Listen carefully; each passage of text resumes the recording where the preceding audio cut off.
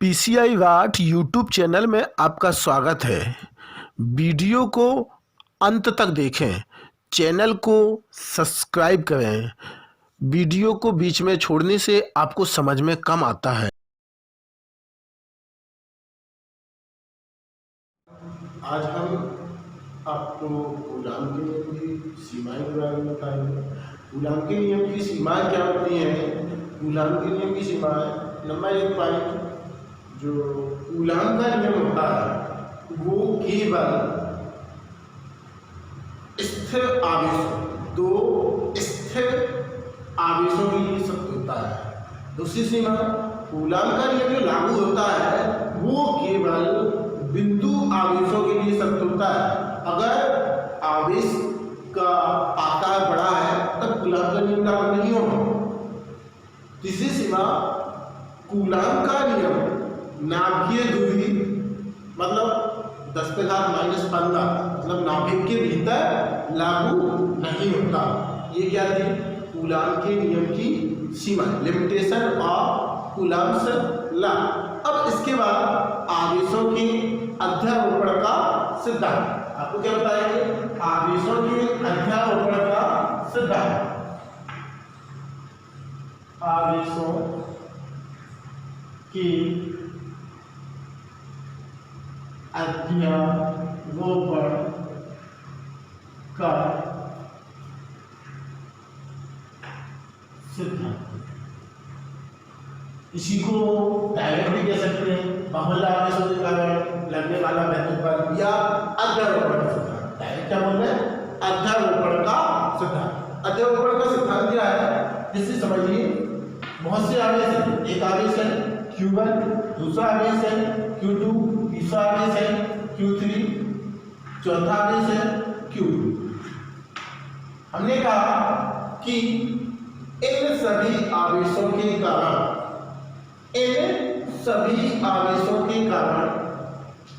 Q4 आवेश पर लगने वाला वैद्युत बल या G सवालों में आएगा। तो आवेशों का अध्यारोपण का सिद्धांत क्या कहता है कि किसी आवेश के निकाय में, किसी आवेशों के निकाय में किसी आवेश पर लगने वाला वैद्युत बल समस्त आवेशों के कारण लगने वाले वैद्युत बलों के बीजगणितीय सदिश योग के बराबर होता है। मतलब हमने पहले Q1 और Q2 के बीच निकाला, हमें क्या निकालना है? Q1 आवेश के कारण Q4 आवेश पर बल या वैद्युत बल। तो A किस पे निकालना है? 4 किसके कारण? बल equal to 1/4 epsilon 0 into Q1 Q4 बटे R। अब यहां से यहां तक की दूरी हम ले लेंगे 1 होगा इसका, ठीक है। अब यदि यहां तक वेक्टर लगाया तो क्या हो जाएगा? R के 1/4 जितना यहां होगा इसका अपोजिट, ठीक है। इसी प्रकार से हम A42 निकालना है, इसी प्रकार से A43। अब हमें 3 बल हो गए, तो चौथे आवेश पर लगने वाला जो कुल बल होगा F4 equal to F4 plus F42 plus A43। यह आपका क्या है? आवेशों की बहुल आवेशों के कारण वैद्युत बल या अध्यारोपण का सिद्धांत। अब इसके आगे आपका आता है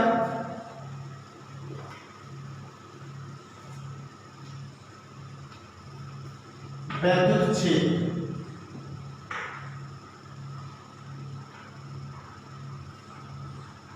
वैद्युत क्षेत्र मतलब इलेक्ट्रिक फील्ड। क्या होता है? Electric field. वैद्युत क्षेत्र क्या होता है? तो किसी आवेश या आवेश के समुदाय के चारों ओर का वह क्षेत्र, किसी आवेश या आवेश के समुदाय के चारों ओर का वह क्षेत्र जिसमें कोई अन्य आवेश आकर्षण अथवा प्रतिकर्षण या डायरेक्ट बोलने वैद्युत बल का अनुभव करता है, वैद्युत क्षेत्र कहलाता है। किसी आवेश के चारों ओर का वह क्षेत्र जिसमें कोई अन्य आवेश आकर्षण अथवा प्रतिकर्षण बल का अनुभव करता है, वैद्युत क्षेत्र कहलाता है। अब इसके आगे वैद्युत क्षेत्र, वैद्युत बल रेखा, वैद्युत बल रेखा, वैद्युत बल रेखा क्या है?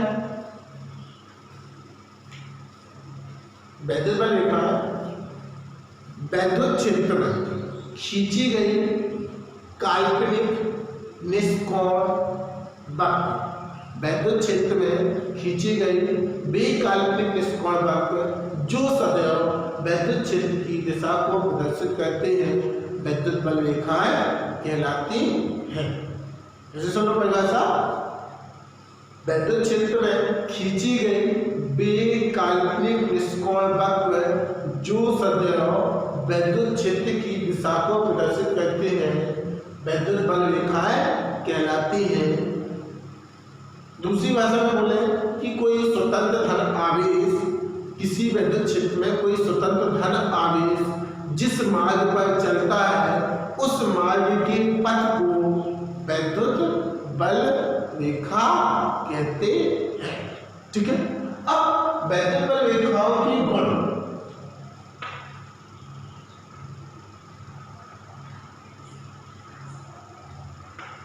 वैद्युत बल रेखाओं के गुण। अब वैद्युत बल रेखाओं के गुण क्या होंगे? इसके गुण, पहला गुण ये क्या होती है?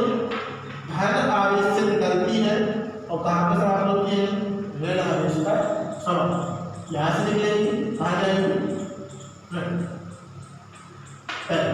दूसरा गुण, वैद्युत बल रेखा के, वैद्युत बल रेखा के किसी भी बिंदु पर खींची गई स्पर्श रेखा, वैद्युत बल रेखा के किसी भी बिंदु पर खींची गई स्पर्श रेखा सदैव वैद्युत क्षेत्र की दिशा को प्रदर्शित करती है।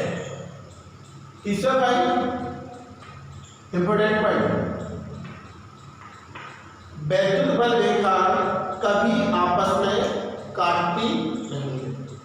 वैद्युत बल रेखा कभी आपस में काटती नहीं। अब क्यों नहीं काटती? क्वेश्चन कैसे आया है? वैद्युत बल रेखा काटती क्यों नहीं? तो वैद्युत बल रेखा आपस में काटती नहीं है क्योंकि जब ये काटेंगे, जैसे एक वैद्युत बल रेखा ये है, दूसरी वैद्युत बल रेखा ये है, इन्होंने काटा तो कटार बिंदु पर दो स्पर्श रेखाएं खींची जा सकती हैं जो वैद्युत क्षेत्र की दो दिशाओं को व्यक्त करें, जो कि असंभव है। ठीक है। वैद्युत बल रेखा आपस में काटती नहीं है क्योंकि कटार बिंदु पर दो स्पर्श रेखाएं खींची जा सकती हैं जो वैद्युत क्षेत्र की दो दिशाओं को व्यक्त करेंगे, जो कि असंभव है। चौथा गुण, वैद्युत बल रेखा सदैव पृष्ठ से अविलंबित निकलती है। धनावेश के पृष्ठ से अविलंबित निकलती है और वे आवेश पर अविलंबित समाप्त होती है। जैसे यहाँ पे अगर बल रेखा है कैसे आएगी? अविलंबित। ठीक है। और यहाँ से अगर निकलेगी तो कैसे निकलेगी?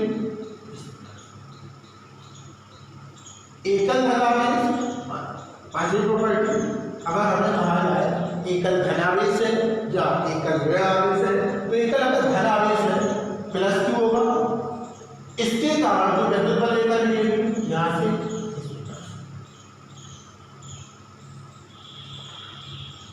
एकल धन आवेश से विद्युत बल रेखाएं पृष्ठ से अभिलंब निकलकर अनंत की ओर अग्रसर होती है तथा एकल ऋण आवेश से, अब ये धन आवेश है, अब एकल ऋण आवेश से जो विद्युत बल रेखाएं होती है, एकल ऋण आवेश के कारण जो विद्युत बल रेखाएं होती है -q, ये अनंत से आगे पृष्ठ पर अभिलंबन आती है। अनंत से ऋण आवेश के पृष्ठ पर अभिलंबन आपतित होती, ठीक है। अब दो धन आवेश सजातीय आवेश है, प्लस है, ये भी प्लस है, तो इसके कारण एक बीच में पॉइंट मिलेगा, इसके कारण विद्युत बल रेखाएं मिलेंगी जो कुछ इस प्रकार से,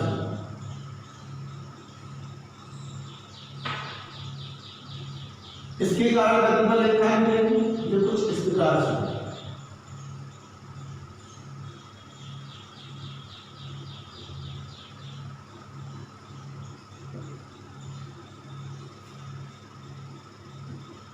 ठीक है, बीच में एक स्थान ऐसा होगा जहां पर कोई भी विद्युत रेखा नहीं होगी, जिसे हम उदासीन बिंदु चुंबक में हम पढ़ाएंगे, आपको उदासीन बिंदु नाम दिया जाएगा।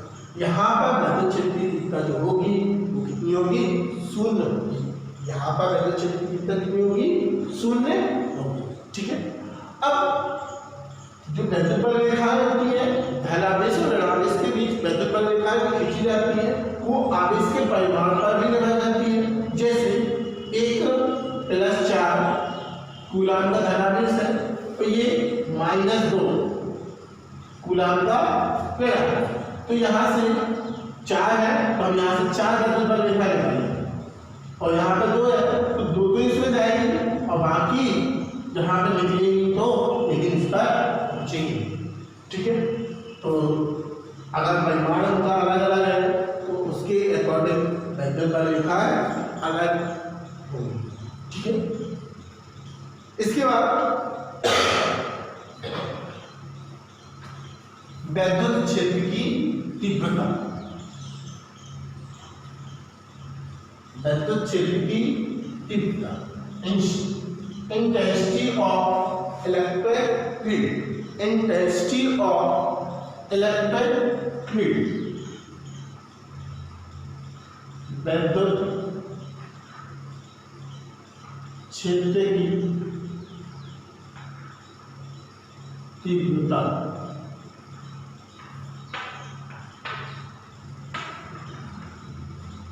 कुछ छोटे पॉइंट हैं, जैसे एक पॉइंट, अब आवेश जो होता है कोई आवेश है वो दूसरे आवेश को आकर्षित या प्रतिकर्षित करता है।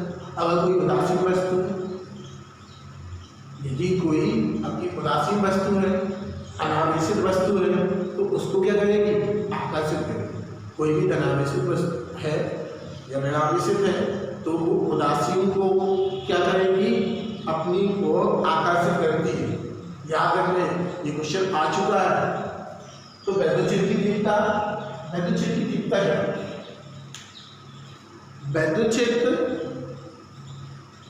विद्युत क्षेत्र किसके कारण होता है? किसी एक आवेश के कारण, उसके चारों ओर का क्षेत्र होगा। अब जो अन्य आवेश आएगा, जिस आवेश के कारण विद्युत क्षेत्र होगा उस पर एक बल लगाएगा, और जो बल लगाएगा वो बल और जो आवेश आया था जिसको हम परीक्षण आवेश कहेंगे। एक आवेश है +q जिसके कारण चारों ओर क्या है? विद्युत क्षेत्र, जिसके कारण चारों ओर क्या है? विद्युत क्षेत्र। इसे हम स्रोत आवेश कहेंगे, स्रोत आवेश। अब कोई आवेश आया, इसका टेस्ट करने की यहाँ पे है विद्युत क्षेत्र या नहीं, उसे हम +q धन परीक्षण आवेश, धन परीक्षण आवेश क्या होता है? धन परीक्षण आवेश इतना सूक्ष्म आवेश होता है जिसका स्वयं का कोई विद्युत क्षेत्र नहीं होता, बहुत सूक्ष्म है, सिर्फ टेस्ट रहता है, टेस्ट करेगा यहाँ विद्युत क्षेत्र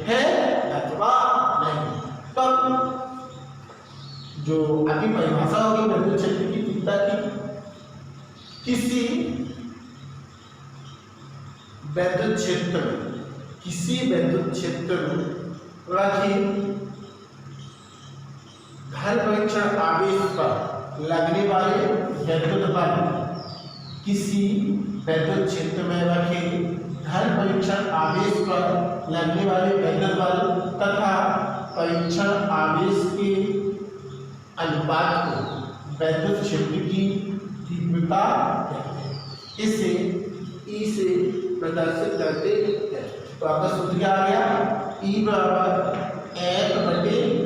परिभाषा क्या बनाएंगे, विद्युत क्षेत्र में स्थित, ध्यान से सुनना, विद्युत क्षेत्र में स्थित किसी धन परीक्षण आवेश पर लगने वाले विद्युत बल तथा परीक्षण आवेश के अनुपात को विद्युत क्षेत्र की तीव्रता कहते हैं तथा विद्युत क्षेत्र की दिशा वही होती है जो बल की दिशा होती है।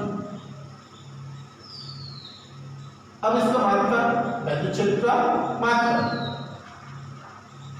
मात्रा क्या होता है, मात्रा बल का मात्रा पता है, क्या होगा न्यूटन। Q0 मतलब आवेश है, आवेश का मात्रा कूलम, तो मात्रा क्या बन गया न्यूटन प्रति कूलम, मात्रा क्या बन गया न्यूटन प्रति कूलम। अब विभव बल की न्यूटन की विभव बताई थी m/T-2 विभव कूलम की AT ऊपर जाएगी तो क्या हो जाएगी m/T-2 a-1, तो ये जाएगा तो माइनस का हो जाएगा, -2 थे और एक माइनस और हो जाएगा तो कितना हो जाएगा -m/T-3 a-1। ठीक है, यह भी क्या हो गई विभव, काहे की विद्युत क्षेत्र की तीव्रता। अगले है बिंदु आवेश के कारण विद्युत क्षेत्र की तीव्रता।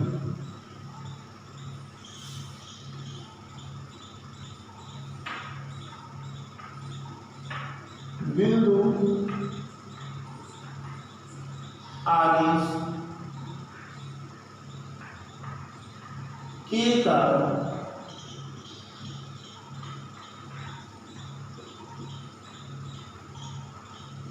विद्युत क्षेत्र की तीव्रता।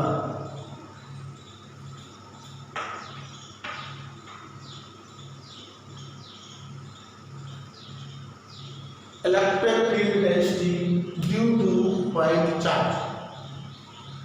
अब जो भाषा जो हम चित्र बनाएंगे वही भाषा बोलेंगे, तो भाषा पर ध्यान देना, सुनते जाना, क्योंकि लिखवा नहीं सकते, लिख नहीं सकते। माना कोई बिंदु आवेश को पर +Q आवेश रखा है, माना कोई बिंदु है O जिस पर +Q आवेश बिंदु आवेश रखा है। इससे स्मॉल r दूरी पर कोई बिंदु P जिस पर हमें विद्युत क्षेत्र की तीव्रता ज्ञात करनी है, जिस पर हमें विद्युत क्षेत्र की तीव्रता ज्ञात करनी है, इसके लिए बिंदु P पर धन परीक्षण आवेश को रखा मानेंगे। इसके लिए हम क्या कहेंगे, धन परीक्षण आवेश को रखा मानेंगे। +Q आवेश के कारण +Q आवेश के कारण Q0 आवेश पर लगने वाला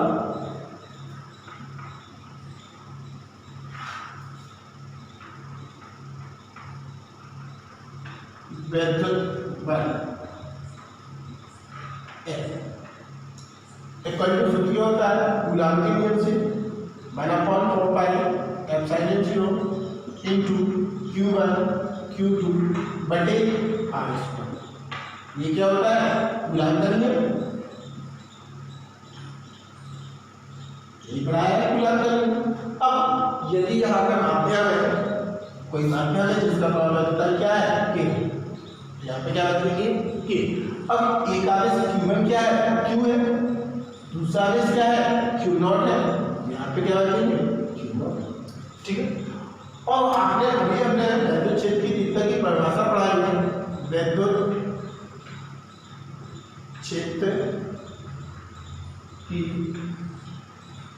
तीव्रता E इक्वल टू क्या पढ़ाई है F बटे Q0।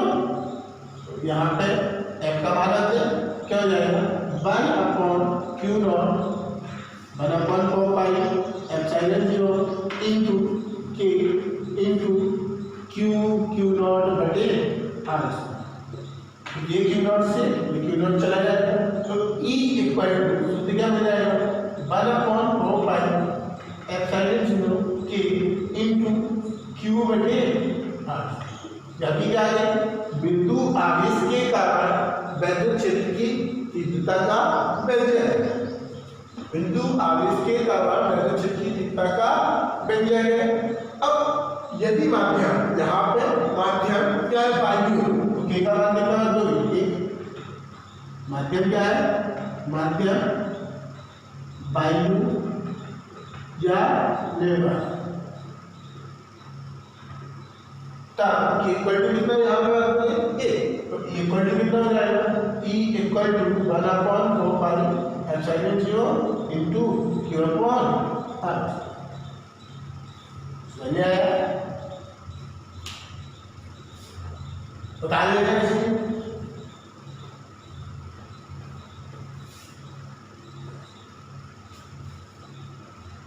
और जो भी आप वीडियो में देखो उसे लास्ट तक देखो, कोई भी चीज छूट गई तो अगले लेक्चर में कुछ समझ में नहीं आएगी।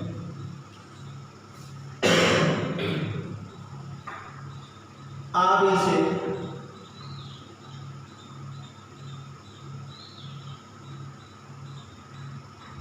बल के का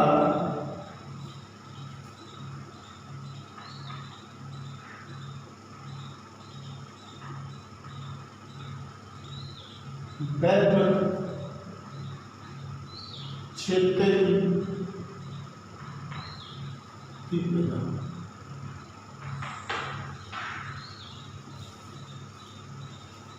आवेशित बल के कारण वैद्युत क्षेत्र की तीव्रता।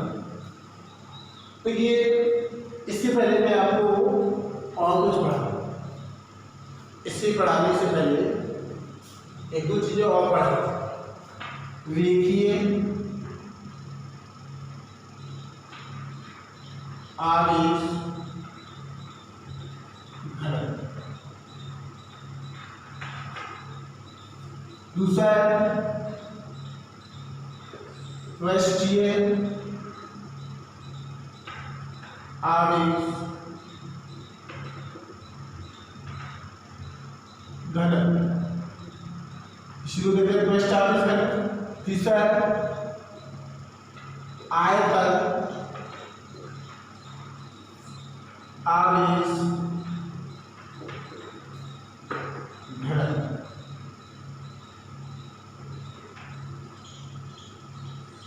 Linear charge density, linear charge density. देखिए आवेश घनत्व होता क्या है, एकांक लंबाई की छड़, एकांक लंबाई की छड़ पर उपस्थित आवेश की मात्रा क्या कहते हैं, रेखीय आवेश घनत्व कहते हैं। उसी प्रकार से पृष्ठीय आवेश एकांक क्षेत्रफल के पृष्ठ पर उपस्थित आवेश की मात्रा को पृष्ठीय आवेश घनत्व कहते हैं। उसी प्रकार से आयतन एकांक आयतन की वस्तु में उपस्थित आवेश की मात्रा को आयतन आवेश घनत्व कहते हैं, ठीक है। रेखीय आवेश घनत्व एकांक लंबाई की छड़ पर उपस्थित आवेश की मात्रा को रेखीय आवेश घनत्व, पृष्ठीय आवेश घनत्व एकांक पृष्ठ क्षेत्रफल पर उपस्थित आवेश की मात्रा को पृष्ठीय आवेश घनत्व, आयतन आवेश घनत्व एकांक आयतन की वस्तु में उपस्थित आवेश की मात्रा को आयतन आवेश घनत्व कहते हैं। अब रेखीय आवेश घनत्व को कैसे बदल सकते हैं, लैम्डा बराबर Q बटे L। महत्व क्या हो जाएगा? कूलम प्रति मीटर। इसे सिग्मा इक्वल टू, इसे क्या पढ़ते हैं? सिग्मा। इसे लैम्डा और इसे रो। अब सिग्मा बराबर क्या होगा? Q upon A. यहाँ पे क्या हो जाएगा? Q upon B. जब आयतन आवेश गलत है बी से भाग देना, जब पृष्ठ है ए से भाग देना, जब रेखीय है तो लंबाई से भाग देना। तो इसका मतलब क्या हो जाएगा? Coulomb metre square. यहाँ पे मात्रा क्या हो जाएगा? कूलम प्रति मीटर। इसका मतलब क्या हो जाएगा? सॉरी, इसकी विभाग क्या हो जाएगी? A T L minus Y. इसकी विभाग क्या हो जाएगी? A T L minus 2। इसकी विभाग क्या हो जाएगी? A T L minus. ठीक है, समझ में आ गया? अब हम जो हेडिंग डाली थी अब उसको पढ़ेंगे। इसे नोट कर लेते हैं थोड़ा सा।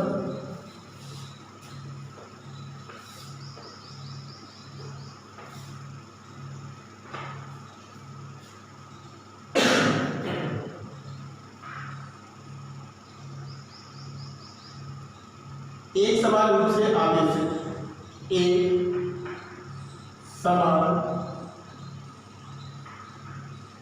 रूप से आवेशित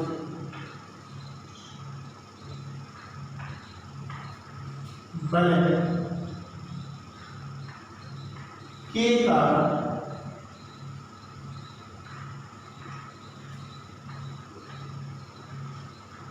विद्युत क्षेत्र की तीव्रता। एक समान रूप से आवेशित बल के कारण विद्युत क्षेत्र की तीव्रता का व्यंजक प्राप्त करना है। भाषा से ध्यान देना। माना स्मॉल ए त्रिज्या, माना स्मॉल ए त्रिज्या की कोई बल है। कितनी त्रिज्या की? स्मॉल ए त्रिज्या की कोई बल है जिसका केंद्र O है। बलय पर आवेश एक समान रूप से वितरित प्लस Q आवेश एक समान रूप से वितरित। बलय के केंद्र O से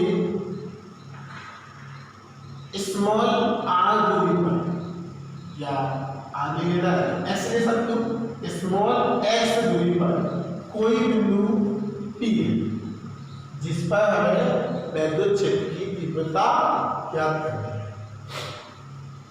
इसके लिए हम बिंदु P पर कोई घनक्षण आवेश लगा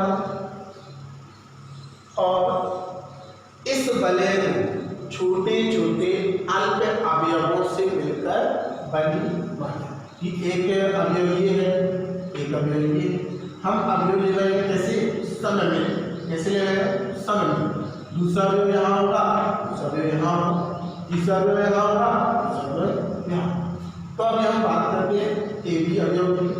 तो यहाँ से ए डैश बी डैश, ठीक है।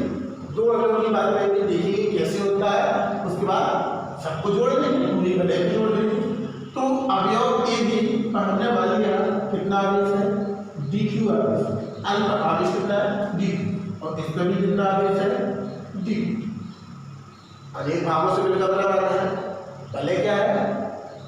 बिंदु P पर विद्युत क्षेत्र की तीव्रता ज्ञात करने के लिए बलय को छोटे छोटे खंडों से मिलकर बना मान सकते हैं। प्रत्येक खंड में डी क्यू, डेल्टा लगा सकते हो, डेल्टा क्यू आवेश है। अवयव ए बी के कारण बिंदु P पर विद्युत क्षेत्र की तीव्रता क्या होगी? इस दिशा में, इस दिशा में।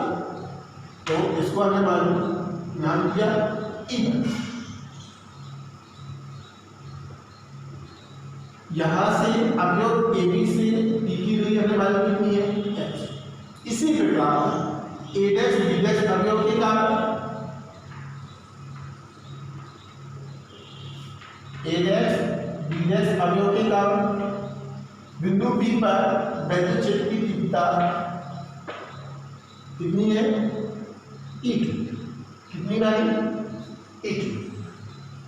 तो यहाँ पर हमने मान लिया ये वाला जो कोण बना है वो कितना बना है थीटा।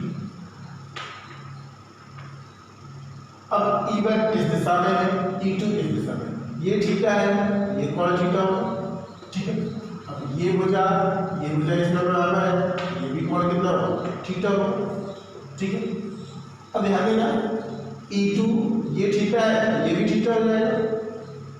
E2 को क्षैतिज और ऊर्ध्वाधर घटकों में वियोजित करना है। cos कहा जाएगा यहाँ, cos कहा जाएगा यहाँ पे, sin कहा जाएगा यहाँ पे क्या आएगा E2 sin थीटा, और यहाँ पे क्या आएगा इस दिशा में E1 sin थीटा। इसका घटक यहाँ है, इसका क्षैतिज घटक E2 cos थीटा, और इसका वाला E1 का क्षैतिज घटक कहाँ जाएगा यहाँ E1 cos। नीचे समझ, अगर चित्र समझ में आ गया तो आपको डायरेक्शन में दिक्कत नहीं होगी। देखिए ए बी अवयव की कारण वैद्युत क्षेत्र की तीव्रता ए बी अवयव के कारण वैद्युत क्षेत्र की तीव्रता कितनी मालूम है E1, कितनी मालूम है ए बी के कारण E1 इक्वल टू कितना होता है सूत्र 1/4 पाई, और बिंदु आवेश के लिए निकाला था इनटू ए बी पे आवेश कितना है dq बटे यहाँ की डिस्टेंस कितनी मानी है हमने स्मॉल r बटे r हो जाएगा। अब ए डैश बी डैश अवयव के कारण वैद्युत क्षेत्र की तीव्रता कितनी मानी है E2 इक्वल। अब जितनी दूरी ये होगी उतनी दूरी ये होगी, क्योंकि ए डैश बी डैश के कैसे है सममित है, तो 1/4 पाई एप्सिलॉन 0। अब इस पर भी आवेश कितना है dq बटे देखो भाई देखो दोनों की बात कैसे आया है समान। तो हम यहाँ पे थोड़ी सी भाषा बोलेंगे, चूंकि E1 व E2 के बाद समान है किंतु दिशाएं अलग अलग हैं, इसलिए इन्हें क्षैतिज तथा ऊर्ध्वाधर घटकों में वियोजित करने हैं। जो आपके क्षैतिज घटक होंगे वो क्या होंगे जुड़ जाएंगे, और जो ऊर्ध्वाधर घटक होंगे E1 का मान समान है E2 का मान समान है, तो E2 sin theta equal to E1 sin theta होगा। ये आपस में क्या होगा एक दूसरे को निरस्त कर देंगे, तो बचेगा क्या E1 प्लस E2, बचेगा क्या E1 प्लस E2, या दोनों E2 equal to E2 equal to कितना है E1।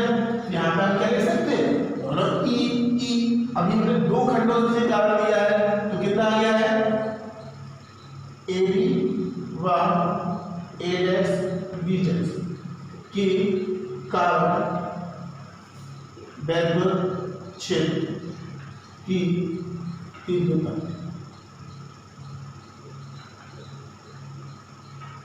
E कितना हो जाएगा, अब दोनों हमने लिए बस वही हम जो लिए 2E cos थीटा, और भाई अभी हमने दो लिए, दो से बदल हुए जितने हैं, तो हम क्या करें ये दो अलग करके सिग्मा E cos थीटा लगा दो सबके लिए। तो क्या लिखेंगे संपूर्ण बल का क्या लिखेंगे यहाँ पे संपूर्ण बल के कारण वैद्युत क्षेत्र की तीव्रता E इक्वल टू कितना हो जाएगा सिग्मा, ठीक है। एक का घटक कितना आया है E बाय cos थीटा, चाहे E2 ले लो चाहे E1। अब E1 का मान कितना आया है 1/4 पाई एप्सिलॉन 0 dq बटे r,